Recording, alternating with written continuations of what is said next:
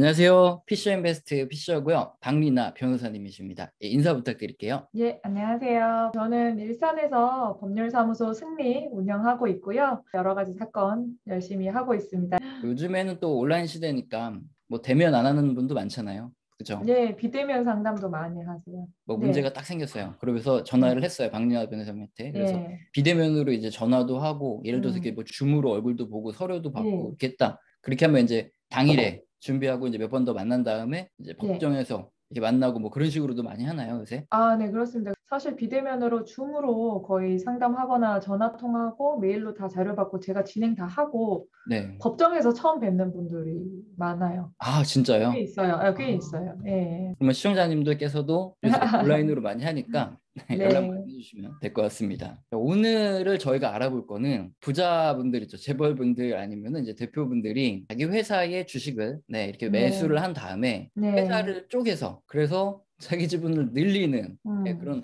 마법과 같은 방법. 이게 굉장히 합법적인 대주주분들의 지분 늘리기 이건데 이걸 한번 네. 저희가 알아보는 시간이죠. 지금 음. 그림에 치킨 코리아, 뭐 버거 코리아, 그리고 뭐 피자 코리아 이 그림 일단 나오고 있는데 첫 네, 번째로 우리들이 생각을 할 때 회사가 네, 저희가 주식 투자하고 나서 자기 예, 주식을 매수를 한다 그러면은 사실 음. 저 입장에서는 굉장히 좀 좋은 의미로 받아들이는 경우가 많거든요. 자기 주식을 사면 좀 좋은 거 아닌가요? 자기 주식을 취득하면 일단 주식수가 시중에 줄어드니까 주가가 일단 상승한다고 일단 사람들은 생각하게 되죠. 그래서 일반 주주들이 굉장히 좀 기뻐하게 되는 측면이 있습니다. 내부적으로도 뭔가 이제 회사가 잘 될 것 같아서 자기 주식을 사 모으나 보다 그런 생각을 또 할 수 있죠. 최근에 음. 카카오 같은 경우에도 보면은 네네. 이 지분을 갖다가 자기 친척들한테 딱 나눠주고 나가지고 그 다음에 네. 주가가 막 엄청나게 올랐잖아요. 올랐죠. 네, 예. 그러다 보니까 아무래도 자기 음. 주식을 살 때는 회사가 아무 타이밍이나 사진 않을 것 같아요.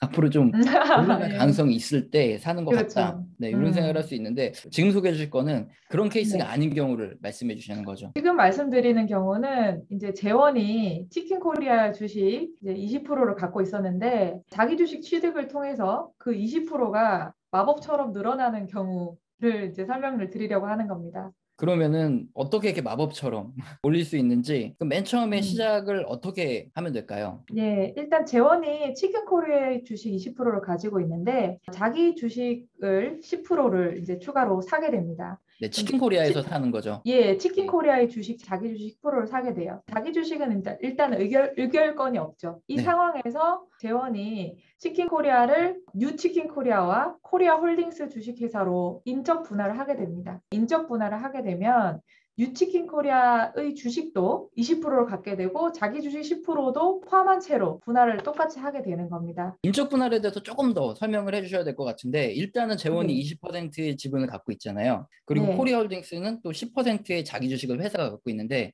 네. 인적 분할을 하게 되면은 음. 정확하게 어떻게 되는 거죠? 치킨 코리아의 주식 20%를 갖고 있었고 자기 주식 10%를 가진 상태에서 이제 인적 분할을 하게 되는 거잖아요. 네. 그렇게 분할을 하게 되면 뉴치킨 코리아의 주식도 20% 갖게 되고 자기 주식 10%를 가진 채로 분할하게 되는데 분할을 한 다음에 그 종전에 있던 치킨 코리아의 이름을 코리아 홀딩스 주식회사로 일단 바꾸고 그 코리아 홀딩스 주식회사의 주식도 똑같이 20% 자기 주식 10% 이렇게 가진 상태로 분할을 하게 된다는 겁니다. 두 회사 모두 대주주의 지분은 똑같이 20%가 있는 거고 회사가 예. 가진 자기 주식 10%도 똑같이 회사가 갖고 있게 되는 거네요. 네, 네. 그럼 여기서부터 어떻게 진행을 되는 건지 네, 그 음. 다음이 좀 궁금합니다. 이제 치킨 코리아 회사가 코리아 홀딩스 주식회사랑 뉴치킨 코리아로 똑같이 인적 분할이 됐다고 말씀드렸잖아요. 네, 그러니까 똑같이 인적 분할을 할 때는 회사 재산을 마음대로 넣을 수가 있어요. 네, 그렇기 때문에 이제 문제가 발생하는 건데,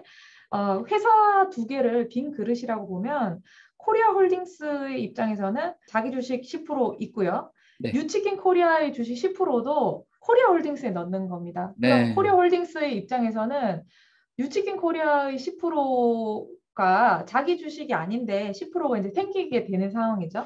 그렇게 되니까 뉴치킨 코리아 10% 지분에 대해서 이제 의결권이 생기는 상황이 되는 거죠. 그러니까 원래는 자기 주식 10%였기 때문에 의결권이 없는데 분할을 통해서 뉴치킨 코리아의 10%가 의결권이 부활되게 되는 이런 상황이 된 겁니다. 그래서 요 전 영상 보신 분 있으시다면 요 뉴치킨 코리아도 굉장히 쉽게 가족을 동원해서 만들 수 있는 건데, 자, 아, 이거 그렇죠. 문제네요, 솔직히. 네. 그럼 여기서 어떤 마법을 통해서 이 재원의 지분이 40%까지 늘어나는지 한번 그 다음 과정도 설명 부탁드리겠습니다. 아, 재원의 입장에서는 네. 코리아홀딩스 지분 20%와 뉴치킨 코리아 지분 20%가 아까 분할할 때 생겼잖아요. 네. 재원의 입장에서는 뉴치킨 코리아 20%는 자회사 주식이기 때문에 필요가 없단 말이에요. 지주회사만 움직이면 되기 때문에.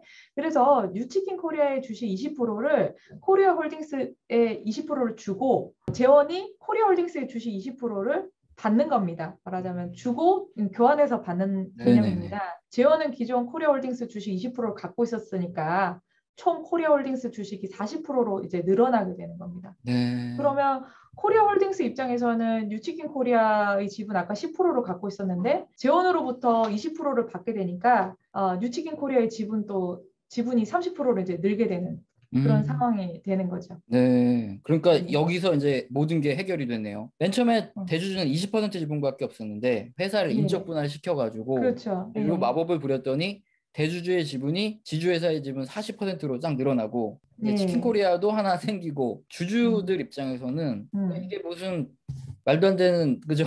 예. 10%의 지분을 그냥 대주주한테 준 거잖아요, 사실상.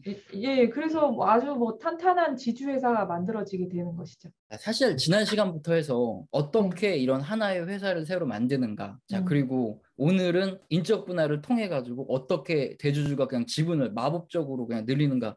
이것까지도 한번 확인을 해봤는데요. 사실 예. 저희가 이 회사를 투자를 하고 있었다면 뭐 회사의 가치가 변한 건 하나도 없잖아요. 하나도 없죠. 예, 예. 그런데 그냥 그 지분만 대주주의 대주주한테 지분이 네. 까불이 된 거죠. 네.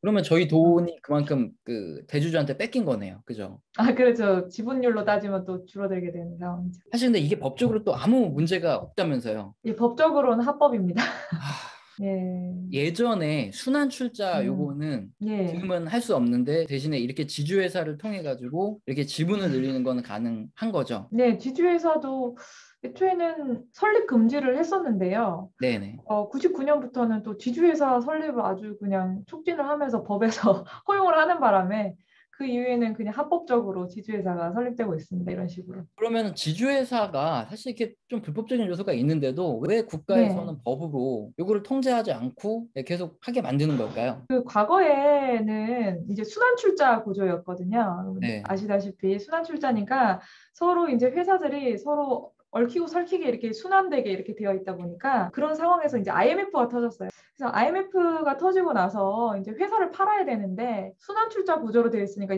너무 서로 얽히고 설켜서 회사 팔기가 너무 힘든 거예요. 네. 그래서 나라에서 지주회사를 딱 만들어서 그걸 통해서 하나를 딱 팔아라. 그래서 아마 99년부터는 지주회사를 인정을 하고 이렇게 회사를 팔 수 있도록 좀 용이하게 팔 수 있도록 한 거 아닌가 싶습니다. 네, 이 자회사들을 하나하나씩 매각할 때 용이할 수 음. 있게, 예, 예, 복잡한 구조면은 뭐 여러 가지 문제가 생기니까 쉽게 그렇게 하면서 네, 버텨라 네. 뭐 이런 내용이네요. 그렇다면 사실 저희가 음. 받아들여야 되잖아요. 뭐 법적으로 저희가 어떻게 할 수도 없고, 네, 예, 저희가 권력 받아들여야죠. 관계에 있는 사람들이 아니기 때문에 뭐 그러면 네, 사실 만약에 이렇게 자기 음, 지분을 매수하고 인적 분할을 하고 요러는 회사를 저희가 만약에 사갖고 있다. 네. 그러면은 저희 입장에서는 조금 주의를 해야 되겠네요. 주의를 해야죠.